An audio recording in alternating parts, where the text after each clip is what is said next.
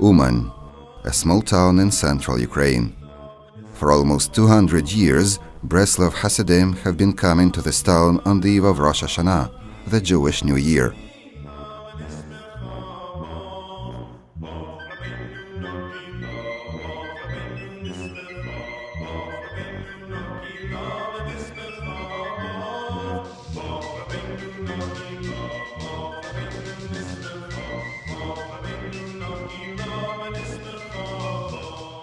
At this time, pilgrims from Israel as well as from the remotest lands, India, America, Australia, gather on Turok Hill. In recent years, the number of people attending this international gathering has grown to exceed 10,000. They come here to pray near the gravesite of their teacher, Rabbi Nachman, a tzaddik, that is, a righteous man. Women and children also journey to this place, but generally at other times during the year. All who make the arduous journey believe in the power of a prayer said at their teacher's grave. Many are certain that such prayers have healed them. It is here at the grave of this tzaddik that souls communicate with God.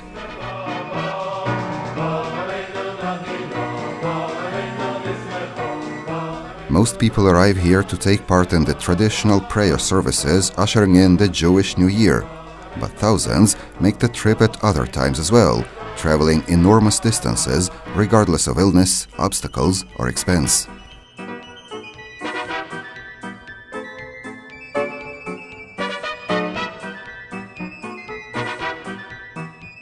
Such phenomenal reverence paid to a man who lived 2 centuries ago may seem strange, but not to those who know Rabbi Nachman's teachings, those to whom his teachings reveal the deepest wisdom and help them look at the world with different eyes.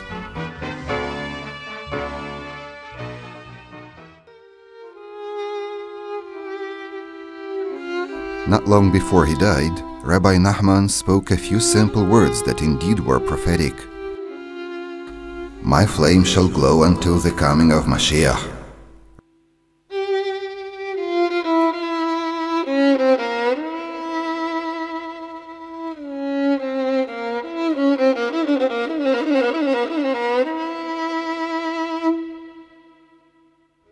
Rabbi Nachman lived in this world for only 38 years. His life was filled with suffering, but he left behind a priceless treasure, his teachings. They say the human world becomes wiser with time, but the truth is that the previous generations were incomparably wiser. They discovered the very foundations of wisdom, and since they readied everything, later generations can attain a greater wisdom, for we come to prepared ground. In this film we can hardly relate even the smallest part of Rabbi Nachman's teachings, but you will hear excerpts from his works and you will see some of what surrounded this righteous man during his lifetime, the roads he walked, the fields where he prayed. They haven't changed much since Rabbi Nachman passed away. These hills and meadows, mountains and valleys, I have walked the length and breadth of this region, and there is no place here that I have not been many times. Rabbi Nachman was born in Ukraine, in the small township of Medjibozh, on the 1st of Nisan, 5532, or 1772 by the Gregorian calendar.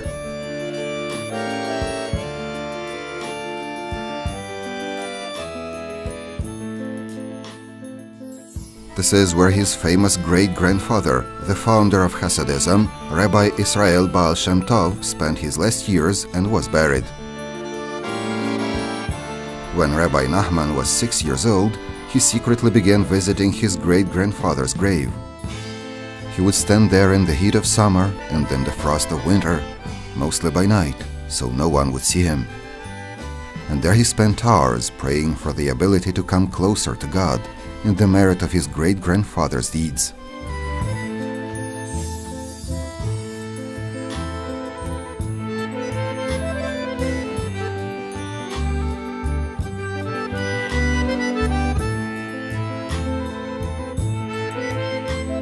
This countryside is the cradle of Baal Shem Tov's teachings.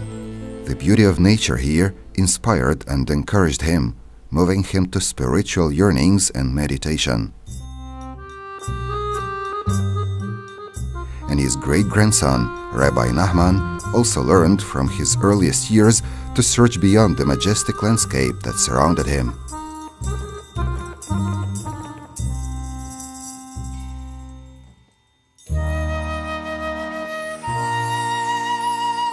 He learned to live in harmony with the physical world, yet he understood its transience and cultivated a deeper perception of the eternal essence of the world to come.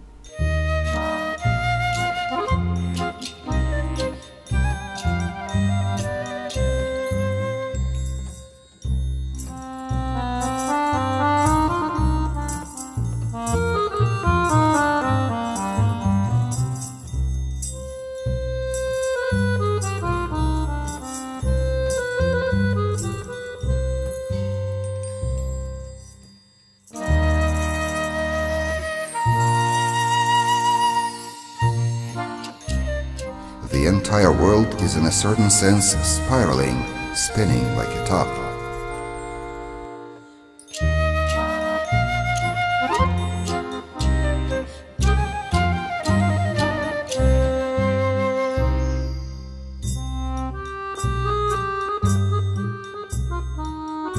When it was time to have a family, Rabbi Nachman moved from Medjibozh to the village Osyatin, not far from the township Medvedivka.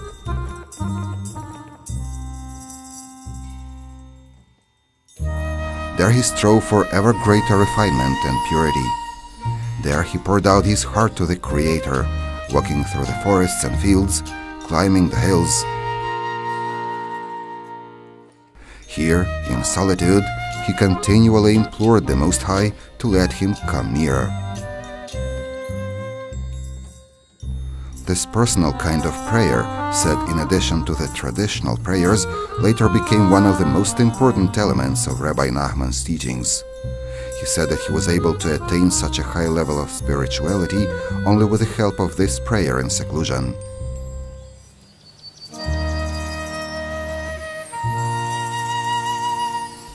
Every day let it be your habit to speak alone with the Master of the universe. Make an effort each day to ponder over all your deeds in this world.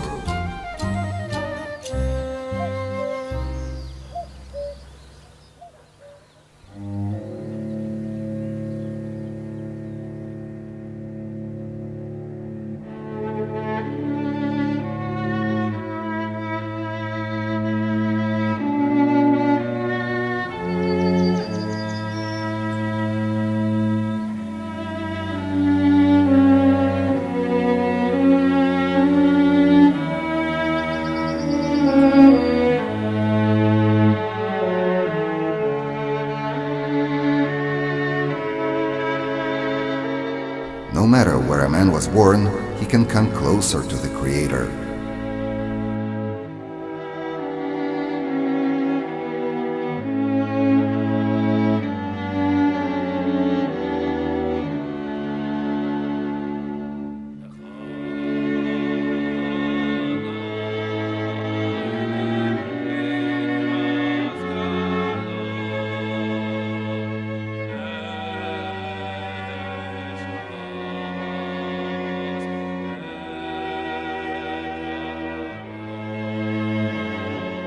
If one prays in a field, then all the plants that grow there are elevated and add to the power of his prayer.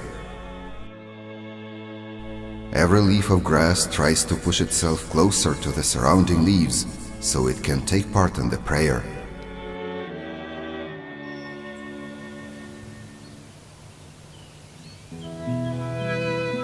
If you merit, you can hear every blade of grass singing its hymn to the Creator.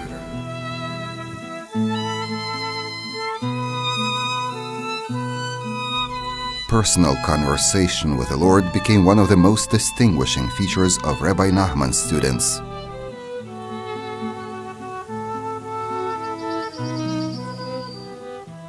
Speaking personally to the Master of the universe is more important than anything else.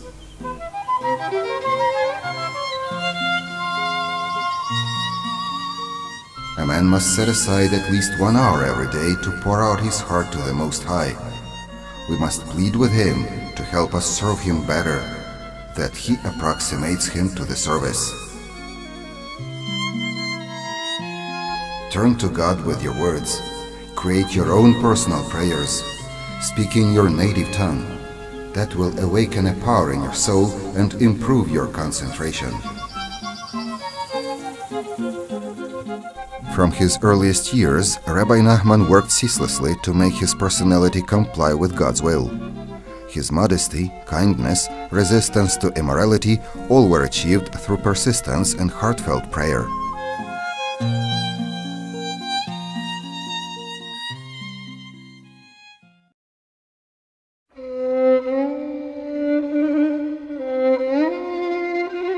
Jewish life in Rabbi Nachman's times was very difficult.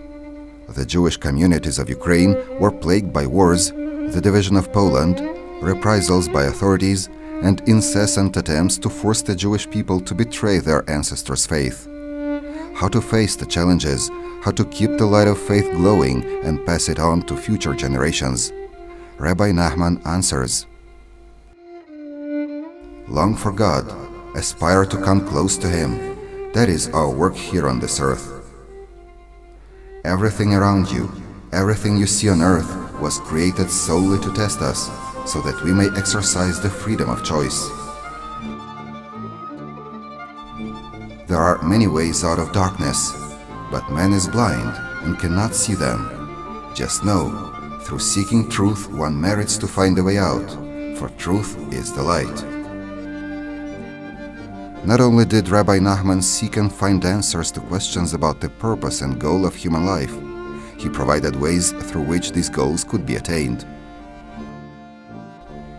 He who has reason will understand that time does not exist, for the past is no more, the future is not yet, and the present is like the blink of an eye. Therefore, even an entire lifetime is but a fleeting moment. Thus, any human being, no matter where he may be found, even, God forbid, in the netherworld, anyone can attach himself to the Most High at any moment, if he simply wishes to do so.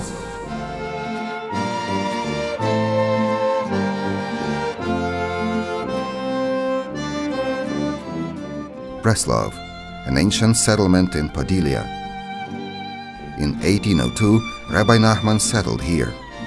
He spent 8 years in this town and created most of his spiritual legacy here. Here, he was joined by some of his best disciples. And here, he fulfilled his long-time wish to find a learned and eloquent man who would devote his life to spreading his teachings. That man was Rabbi Natan. Rabbi Natan's role in preserving Rabbi Nachman's legacy is inestimable. Instructed by Rabbi Nachman, he diligently wrote down his teacher's lessons and conversations. In fact, immediately after they met for the first time, Rabbi Nachman told Rabbi Natan, "We have known one another for a long time. We've only been separated for a while." Here, in Bratslav, they spoke together at home or in the fields.